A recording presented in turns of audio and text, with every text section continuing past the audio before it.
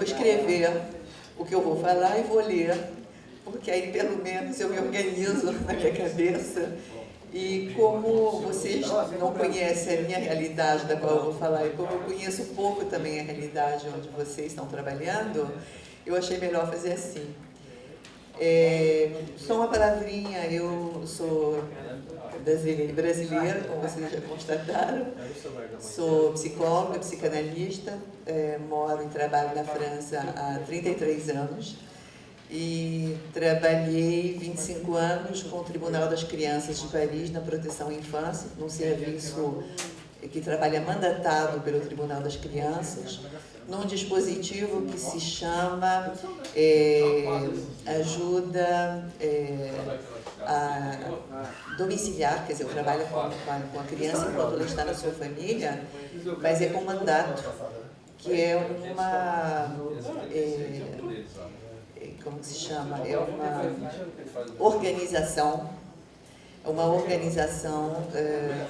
judiciária que nasceu em 1958, que prevê a intervenção do juiz das crianças, do Tribunal das Crianças, quando existe situação de perigo para a criança. Então, eu trabalhei nesse serviço, trabalho também com acolhimento familiar, porque não estava tempo integral no serviço do tribunal, e trabalho com acolhimento familiar, trabalho também com adoção, com parto anônimo, crianças nascidas de parto anônimo. E eu, então, vou tentar aqui ler para vocês essas ideias que eu escrevi. Eu vou falar da experiência francesa, que eu chamei de acolhimento familiar, que eu chamei de mulher acolhedora, a assistentes familiares, a história, a experiência, os impasses dessa evolução. Como fez a Jane hoje de manhã, eu vou dar alguns elementos da história da evolução do acolhimento familiar na França. Desde o século XVI, no final da guerra de religiões entre católicos e protestantes, o rei da França, François Ier, favoreceu a multiplicação de estabelecimentos para acolher órfãos. As obras de caridade dessa época se confrontavam a obstáculos quase intransponíveis, o grande número de crianças abandonadas em razão da extrema miséria de toda uma classe social, a fome, as epidemias, a mortalidade elevada de mulheres durante o parto, as dificuldades de alimentar os bebês na ausência do leite materno. No século XVII, 1626, se eu me lembro bem, a França é um país antigo, então foi mais ou menos um século antes do que aconteceu aqui no Brasil, com relação à prática de crianças abandonadas, aquela prática do tour, que chama, né, a Roda dos Expostos. São Vicente de Paulo, sensibilizado pela questão das crianças, na maioria, entre aspas, frutos do pecado, abandonadas, condenadas à morte, ele promoveu uma ação revolucionária, criando a primeira organização do acolhimento dessas crianças, cujo modelo se manteve nas grandes linhas até recentemente. Ele criou uma administração central e 2 polos de ação. O primeiro polo, onde se acolhiam as crianças, teve vários nomes: Casa do Parto, Hospício, que na França significa outra coisa, não é bom aqui no Brasil, a conotação que a gente dá. Hospital das Crianças Encontradas. Ali ficava um grande número de nourrices, nourrir, em francês, alimentar, que eu traduzi como cuidadoras, que não eram voluntárias, ou seja, o pagamento pela ação, pelo trabalho do acolhimento, data na França do século XVII. Mas cujos critérios de recrutamento e remuneração foram bem diferentes ao longo do tempo. Esse aspecto financeiro, que já se encontrava no centro da operação de acolhimento, era também uma forma de levar o dinheiro a essa população do meio rural, socialmente extremamente carente. Como em todas as épocas, a questão era de recrutar mulheres que encontrassem nessa profissão um meio de subsistência, mas que não exercessem somente pelo salário. O problema dos laços afetivos entre as famílias e as crianças já estava presente desde o século XVII, ao mesmo tempo que diferentes práticas de separações impostas para tentar evitar tais vínculos. Por exemplo, as ameaças, retirada brusca da criança, onde se considerava que havia um afeto demasiado, um apego demasiado na casa acolhida, etc. No final do século XIX, mais precisamente 1889, no ano da nossa República aqui, surgiu a lei sobre a destituição do poder paterno, porque era o pai que tinha o poder familiar. O que tornou possível que o acolhimento passasse a ser proposto, aconselhado ou mesmo imposto aos pais, onde se considerava que havia perigos graves para seus filhos. Daí veio a primeira definição do que é, na França, uma criança em situação de perigo, 1889. A partir desse momento, tornava-se responsabilidade do Estado a proteção das crianças. Desenvolveu-se critérios, práticas de separação, estruturas de abrigamentos e ampliação do sistema de acolhimento familiar, pois muitas dessas crianças eram enviadas para o meio rural, pois se considerava que era melhor para a saúde destas o ar puro do campo, além de segurar a separação definitiva das suas famílias, julgadas como nocivas e podiam transmitir aos seus filhos taras, deficiências, patologias, etc. Mas isso são os conhecimentos científicos da época, quando se achava que a transmissão era genética e que podia ser interrompida e corrigida com a ruptura definitiva de vínculos. Isso aí, essa ideologia, ela ocupou décadas. É nesse contexto que, bem mais tarde, em 1977, chegou na história francesa a primeira formalização da profissionalização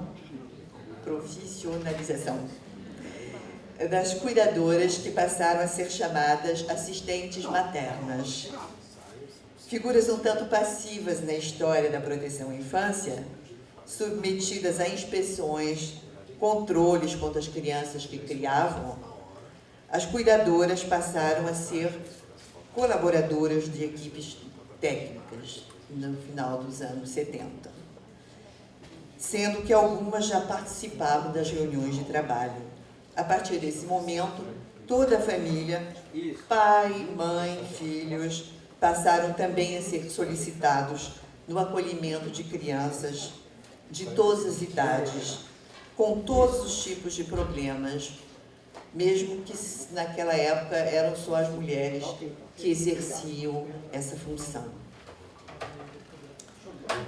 Ainda hoje é delicada e complexa a articulação entre o contrato com um profissional que realiza o acolhimento e o contrato da família de acolhimento, na medida em que família de acolhimento não tem uma existência legal. A primeira remuneração das assistentes maternas foi bastante irrisória durante muito tempo, pois considerava-se ainda que o amor da família pela criança devia ser totalmente desinteressado, postulado que induzia a pensar que existe incompatibilidade entre o salário e o afeto. Questionava-se o aspecto caritativo, entre aspas, de boa vontade do acolhimento, bem como a confusão que pode se instalar entre a família acolhedora e a família de origem, quanto ao lugar que uma e outra ocupam e dão para a criança. Em 1980, para terminar aqui a parte histórica, foi publicado um relatório de uma comissão senatorial que propunha uma renovação do dispositivo de proteção à infância, reconhecendo a importância do lugar das famílias de origem para as crianças, início de 1980, dos anos 80. Esse relatório, que veio acentuar a evolução já iniciada no final dos anos 60, preconizava ajudar os pais para que criassem eles mesmos seus filhos e oferecer às crianças separadas de suas famílias uma melhor condição de vida. Porque havia realmente uma cultura importante, uma prática de cultura importante de vínculos. Essa circular abordava questões de fundo de maneira mais concreta quanto à responsabilidade dos pais, preconizava novas práticas de trabalho com as famílias, desenvolvendo de fato a existência da assistência educativa. A assistência educativa é isso no qual eu sempre trabalhei na França, que é a intervenção do juiz quando se considera que existe situação de perigo para a criança, podendo ser por 6 meses intervenção, 1 ano, 2 anos, renováveis, mas a criança permanece no domicílio com os pais. Era produtora fora. Eu trabalho na produtora. Desde 2005, o Estatuto da Família de Acolhimento mudou radicalmente na França.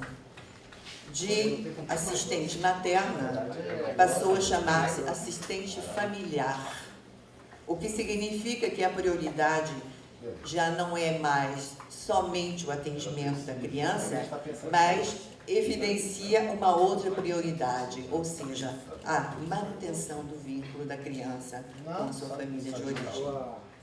Tudo deve ser feito para, quando haja separação da criança com a sua família, ela possa retornar ao domicílio. Cria-se assim uma distinção. A assistente materna recebe a criança durante o dia, quando há necessidade de um acolhimento pontual, e a assistente familiar acolhe a criança a longo prazo. No que diz respeito à remuneração, trata-se aqui de uma pedra angular, pois se reconhece, afirma-se como uma forma de trabalho, com contrato assinado e acompanhamento do serviço empregador, a quem assistente familiar deve prestar contas. Consolidam-se assim os direitos e responsabilidades com a exigência de tempo maior de formação, formação que existe desde 1977.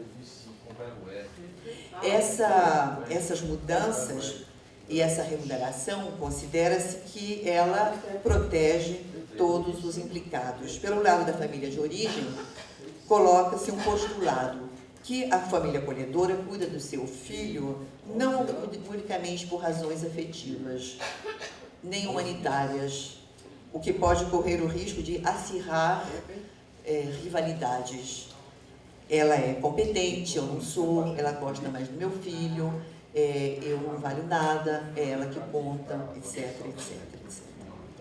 Considera-se que a remuneração cria uma distância entre as motivações, os sentimentos, os afetos da assistente familiar com a criança acolhida. É claro, também para ela, fica claro também para ela, que a criança que ela está acolhendo, ela não acolhe para ela e nem para a sua família. Ela está acolhendo uma criança que pertence a uma outra família e que está previsto na lei e nas práticas que ela deve retornar na sua família. Pelo lado da criança, desloca-se a dívida que lhe pesaria. Argumenta-se que se a família acolhedora recebe e cuida da criança unicamente pelo imenso interesse, pela compaixão, pelo amor, pelo afeto, pela compaixão pelos problemas que ela está vivendo, cria-se uma dívida incomensurável por parte da criança, com uma questão: de que forma que eu vou pagar essa dívida a essas pessoas que estão cuidando de mim, com tanto afeto, com tanto amor? Então, por que na França uma criança é indicada para uma família de acolhimento?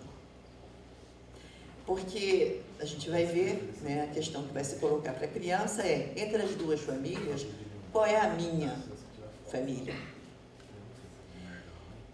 É importante lembrar que na França há uma linha de demarcação bem clara Os problemas sociais são tratados, conduzidos pelos serviços sociais. E o tratamento da infância e adolescência em situação de risco, tudo que se trata em prevenção, e perigo, tudo que se trata no judiciário, é realizado pelos serviços especializados na proteção à infância, que são articulados também com os serviços sociais, mas os problemas sociais não são dentro da proteção à infância. A proteção à infância não é encarregada de famílias em grande vulnerabilidade, embora pese o fator de risco, né? E a gente não tem tempo para desenvolver aqui, mas é um fator de risco famílias em grande vulnerabilidade. Na França, todas as famílias, de todas as classes sociais, famílias pobres, famílias de classe média, famílias ricas, podem ter intervenções nas suas famílias do judiciário ou da prevenção, onde se considere que a situação da criança é crítica, por razões que eu vou desenvolver um pouco. Então, acompanhamos famílias imigrantes desfavorecidas. Na França, o problema da imigração é gravíssimo, é muito grave, muito pesado para tratar isso na proteção da infância. Acompanhamos famílias com inserção social extremamente precária, mas também acompanhamos profissionais liberais, professores, artistas, cantores, políticos conhecidos. As denúncias chegam dos profissionais da rede, escola, centro médico, terapêutico, serviços sociais, hospitais, o juiz de assuntos familiares, que a gente chama aqui vara de família, e também a própria família, etc. Toda a rede pode vir denunciar situações graves. A França é um país pequeno. A França tem 65 milhões de habitantes, dos quais, e dentro da França, existem 300 mil crianças que beneficiam da proteção, oficialmente, que beneficiam da proteção, dos quais 150 mil crianças são abrigadas em diferentes formas de abrigo, das quais 65 mil crianças são abrigadas em acolhimento familiar. Existem 46 mil famílias de acolhimento, com modelos muito diversificados. Não tenho tempo de abordar isso aqui.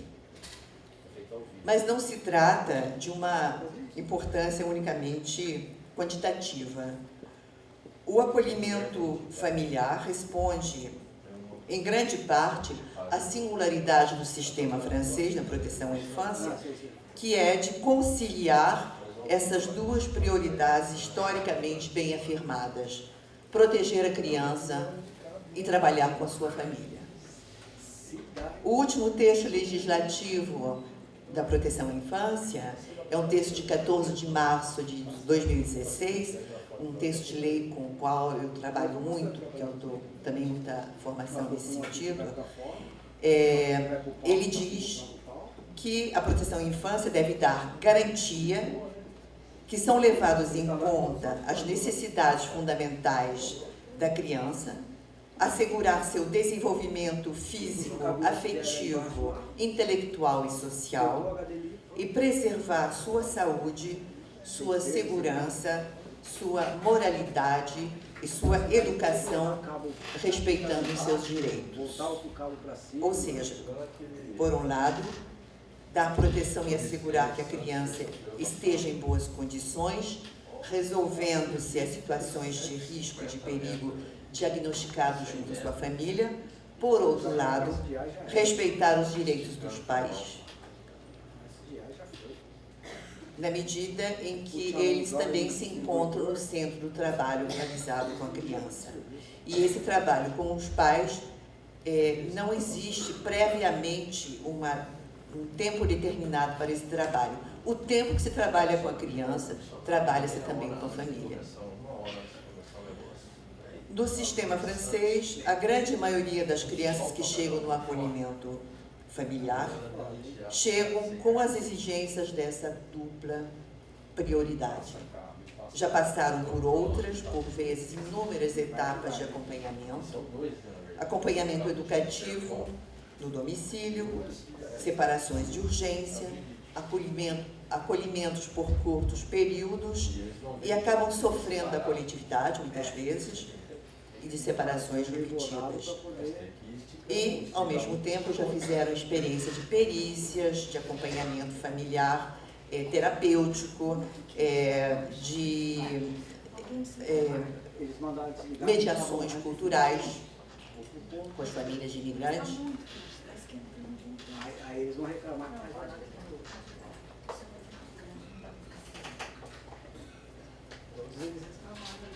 E quando são orientadas para o acolhimento familiar, na maioria das vezes, é porque os serviços já conhecem bem a dimensão das dificuldades dos seus pais e seus impedimentos para manter os seus filhos com eles e criá-los dentro das exigências da proteção à infância quanto aos critérios de perigo.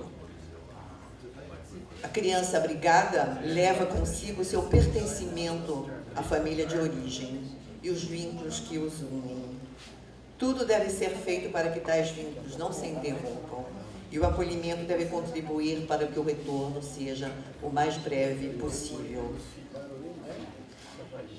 Em princípio, a criança deve voltar ao domicílio nos finais de semana e passar parte das férias com os pais, e somente quando se estima que essas normas não são possíveis, os encontros são então feitos em serviços serviço de relação mediatizada, de visitas mediatizadas. Essas formas de acompanhamento podem levar todo o tempo da minoridade das crianças e adolescentes sem que haja retirada da autoridade parental. Não existe na França, o termo utilizado não esqueci agora em português, déchéance, o termo utilizado na França é retirada. Ou seja, retira-se, mas a família pode recuperar uma vez os problemas considerados não mais pesando, né? Então, apesar da lei afirmar que a criança está no centro das ações, observamos sempre que se trata de um balanceio, né? A proteção dos filhos e o respeito dos direitos dos pais, ajudando-os nas suas funções, mesmo sendo pessoas em grandes dificuldades, com patologias diversas, sofrimentos psíquicos enormes, problemas culturais, problemas de violência no casal, etc. A criança, ela vai sempre continuar beneficiando do vínculo com a sua família. É nesse contexto que a família de acolhimento vem exercer seu papel de suplência dos pais, porque eles não podem ficar com os filhos em casa, as crianças não são adotadas e são as famílias de acolhimento que vão ter essas crianças com ela durante muito tempo. Essa questão do retorno pode ter essa ideia do retorno, né? Essa esperança do retorno, essa preconização do retorno, ela pode ter formas muito complicadas. E eu penso que é necessário distinguir duas coisas. Primeiro, existe realmente a dimensão do desejo, a dimensão da ideologia, né? Quando a gente diz, por exemplo, o lugar da criança é sempre na sua família. É bom que os filhos fiquem sempre com os pais. Coitada dessa gente, já sofreram tanto e a gente ainda vai tirar os filhos deles.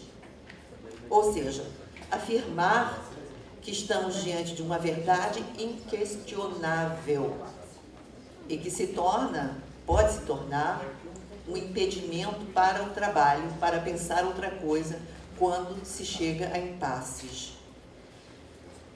Por outro lado, eu acho que deve haver uma escuta, um reconhecimento do que a experiência do trabalho numa situação nos ensina, no acompanhamento de uma situação nos ensina. Quando se trabalha nos diferentes nível social, no nível educativo, no nível clínico, no nível jurídico também, com boas decisões jurídicas, ao longo do tempo com uma família, aprende-se a entender, a respeitar o que é possível e impossível de obter naquele trabalho com uma família. Ou seja, nós não modificamos a vida do outro segundo o nosso desejo. É o outro que nos mostra o que ele pode e o que ele não pode fazer e nem mudar com a ajuda que nós trazemos. O trabalho a longo prazo com as famílias nos ensinam essa questão. Eu estou quase terminando. Durante o longo período em que se investe na família de origem, cerca de 60% das situações serão acolhidas a médio e a longo prazo, ou seja, em família de acolhimento, que eu quero dizer. E nesse tempo, onde a criança cresce na família de acolhimento, acontece algo que é da realidade da vida. As crianças crescem e o trabalho com a família continua. Só que crescendo, as crianças se tornam inadotáveis, né? E se diz, não vamos dar a destituição, a retirada do poder paterno, não vamos trabalhar no sentido do abandono dessa criança, porque é uma pena, é uma judiação, como se diz aqui, essa criança vai ficar sem pais, mas ela não será adotada. Porque até, essa questão de adotar crianças tardiamente na França é muito complicada, né? Então, a solução que a proteção da infância vai achar é deixar essas crianças em acolhimento familiar. Então, tem um número considerável de crianças que vão crescer até a maioridade acolhidas em famílias de acolhimento. Quando chega a maioridade, tem outros problemas que eu não posso abordar aqui, mas porque eu não tenho tempo, não é? Mas uma das questões é o acompanhamento previsto para jovens maiores de idade, que pode ir até 21 anos, e com jovens que têm projetos mais organizados, esse acompanhamento vai até 25 anos. Bom, então existe essa situação de crianças que são abandonadas de fato pelos pais, que desaparecem completamente das suas vidas, né? Ou de pais que faleceram, enfim. E ao longo desse trabalho, as crianças não sendo adotadas, né, porque a prioridade é guardar o vínculo com os pais, com a família de origem. Então, eu acho que a criança, ela perece muito nesse contexto, né? Então, uma das questões delicadas e muito complexas é compartilhar a responsabilidade entre o serviço. Meu tempo esgotou, então eu tenho 5 minutinhos a mais.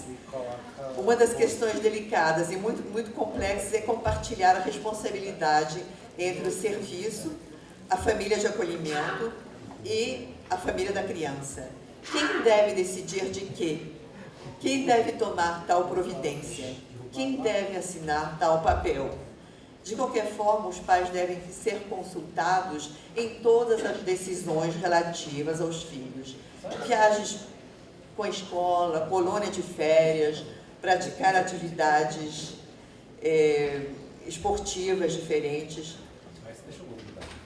São eles que tomam as grandes decisões importantes para a vida da criança, sempre supondo que os pais estão em condições de fazê-lo. Zelar pela saúde, pela moralidade e educação dos filhos, apesar desse abrigamento ser um abrigamento em nome do perigo, ou seja, da impossibilidade dos pais de criarem os filhos. Então, tem um paradoxo importante na maneira de trabalhar na França. Para não evitar embaraços e situações inextricáveis que obrigam o serviço a correr atrás da família, para resolver este ou aquele problema, em geral, a direção do serviço pede que os pais assinem autorizações que permitem uma maior liberdade de ações, embora aconteça com certa frequência que os profissionais sejam obrigados a correr atrás dos pais para assinar um documento, autorizar uma atividade, etc. Os acompanhamentos a longo prazo por problemas de saúde são problemáticos. As pequenas e grandes urgências que acontecem na vida de qualquer criança, de qualquer pessoa, são problemáticas e frutos de desgaste, questões de desgaste para o serviço, porque pode também levar a essa necessidade de correr atrás dos pais para pedir autorizações.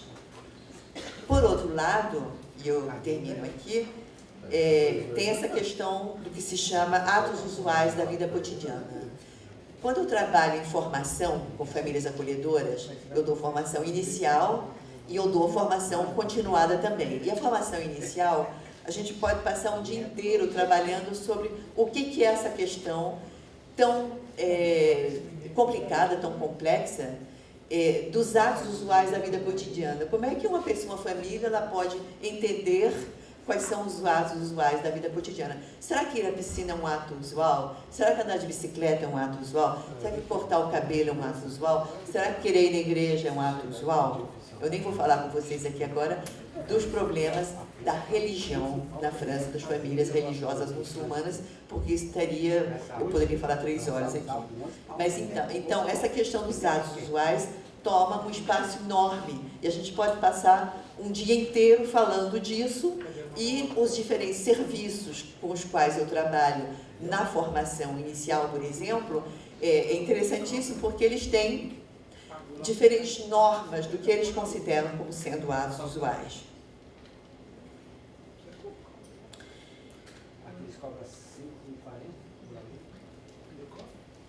Eu teria aqui mais um pouquinho, mas como o meu tempo está esgotado, eu passo diretamente à conclusão. O acolhimento familiar na França chegou, a meu ver, no máximo do que se pode esperar em termos de direitos e responsabilidades dos assistentes familiares, homens e mulheres. Os homens também são assistentes familiares. Eu tenho nos meus grupos de supervisão homens e, de repente, a mulher dele num outro grupo. Enfim, é muito interessante também de ver como que um homem e uma mulher se engajam de maneira completamente diferente no acolhimento de crianças que chegam, pode chegar bebê, pode chegar saindo da maternidade e pode chegar adolescentes grandes. Então, é muito interessante isso. As famílias acolhedoras, elas são organizadas em associações regionais, elas têm uma associação nacional, a ANAF, que organizam colóquios anuais, escolhendo temas que lhes interessam. O último colóquio, por exemplo, foi justamente sobre essa questão que foi levantada aqui, a preparação do jovem para o fim do abrigamento e o que vai acontecer para ele, com ele, na entrada da sua vida ativa, na sua maioridade.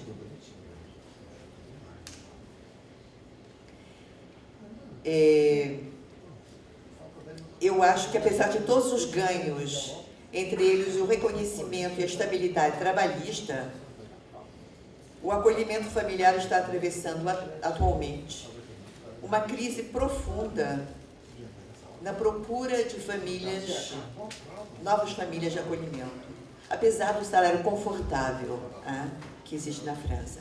Argumenta-se que o trabalho é cansativo, sujeito a muitas obrigações, muita vigilância da parte do organismo estatal que coordena a proteção à infância, que é ministerial, mas que está em todos os municípios, e que há muitas exigências, e uma das questões muito evocadas também na resistência de novos candidatos é a questão do direito da família de origem, porque criou-se na França uma dicotomia, uma oposição que é entre o pertencimento de fato a uma genealogia, uma inscrição familiar e um pertencimento, uma afiliação às pessoas que cuidam, que criam da criança.